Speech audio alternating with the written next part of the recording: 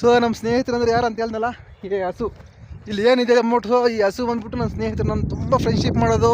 So ನಾನು ತುಂಬ ಇಷ್ಟಪಡೋದು, ನನ್ನ ಪಂಚಪ್ರಾಣ ಅಂದರೆ ಈ ಹಸುನೇ. ನನಗೆ ಎಲ್ಲೋದ್ರೂ ಸಹ ಸೊ ನನಗೆ ಹೆಲ್ಪ್ ಮಾಡೋದು ತುಂಬ ಸತಿ ನನಗೆ ಈ ಹಸು ಹೆಲ್ಪ್ ಮಾಡುತ್ತೆ. ಯಾಕಂದ್ರೆ ನನಗೆ ಒಂದು ಸತಿ ಕಾಡಲ್ಲಿ ದಾರಿ ಏನೋ ಬರ್ದಿರೋ ನೋಡಿ ಇಲ್ಲಿ ಕಲ್ಲಿಂದ ನೋಡಿದ್ರ. ಸೊ ನನಗೆ ಕಾಡಲ್ಲಿ ಕರ್ಕೊಂಡು ಹೋಗಿ ದಾರಿ ತರಿಸ್ತು. ಇವಾಗ ಬಂದ್ಬಿಟ್ಟು ಹಿಮಾಲಯ ಪರ್ವತದಲ್ಲಿ ಸಹ ಸೊ ನನಗೆ ತುಂಬ ಹೆಲ್ಪ್ ಮಾಡ್ತೀವಿ ಒಂದು ಹಸು ನೋಡಿ ಇಲ್ಲಿ. ಸೊ ಇಲ್ಲಿಂದ ಬಂದ್ಬಿಟ್ಟಿದೆ ಗುರು ಸ್ವರ್ಗಕ್ಕೆ ನೋಡಿದ್ರ. ಸೊ ಫುಲ್ಲು ಎಲ್ಲ ಐಸ್ ಥರ ಸ್ವರ್ಗ ಇರೋವಂಥ ಒಂದು ಪ್ಲೇಸ್ ಗುರು.